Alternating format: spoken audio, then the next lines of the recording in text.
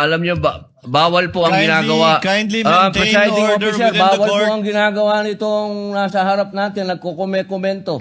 Kindly maintain order in the court. The Sergeant at Arms, by authority of the Senate President, is directed to kindly maintain. Hindi po order in the sila court. allowed. Mag-ingay. Korte po ito. Thank you. You may proceed, Senator Judge. Who was speaking? Ako po. You may proceed, Senator Judge. I was Padilla. interrupted. Katulad po ng sinabi ng aming Senator Judge 10,000 hours Pampilo Lacson, napakaliwanag po ng sinabi niya. At kami din po dito, ako po mismo ay gumawa din ng panukala na dapat yung mga nagsisinungaling dito, yung mga paiba-iba ng testimony na nagiging aming mga witness, ay dagdagan dapat ang sintensya ng perjury. Kailangan amendahan ang batas na yan. Ngayon, bilang pakiusap po sa inyo, sa prosecution, pwede po ba na sana ay maiwasan natin ang pagbibigay ng witness na may kasong perjury? Hindi na po ito si Las Cañas.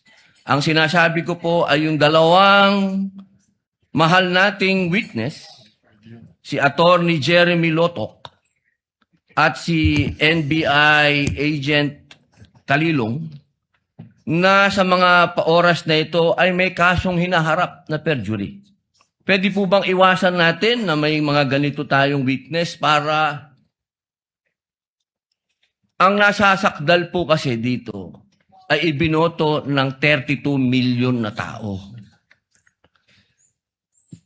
Sana po, aming mga mahal na kaibigan sa prosecution, isipin nating mabuti bago po tayo magbigay ng mga witness na may perjury na kaso o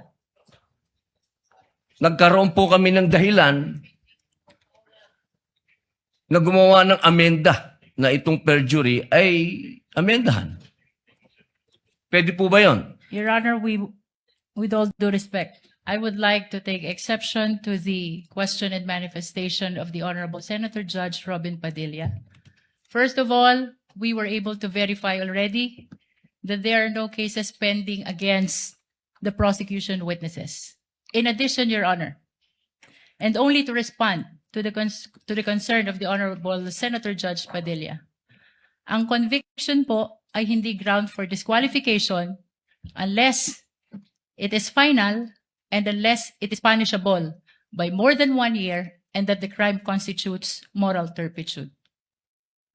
Alam niyo po, napakaganda po ng inyong sagot. Sana hindi one-sided ang ating persecution. Ano? Kasi, alam niyo, pag kayo ang pagpabor sa inyo,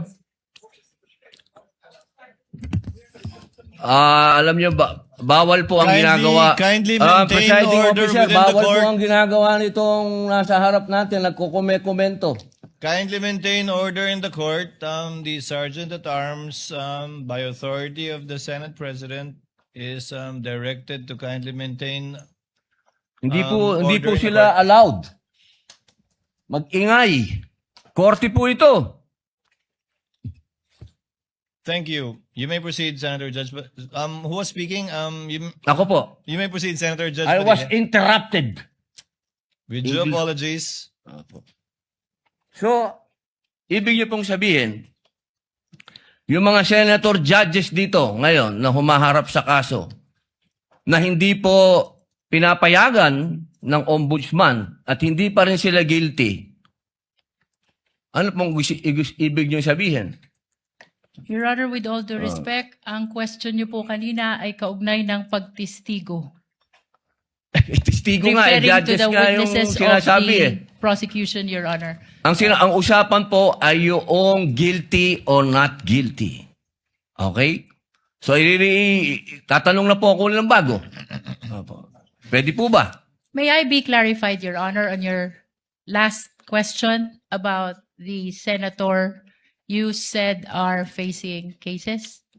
Lead counsel, I think that was more Alam of niyo a, po, malinaw na po yung sinabi ko and wala po kayong karapatan magtanong Hindi, sa Senator Judge. niliwanag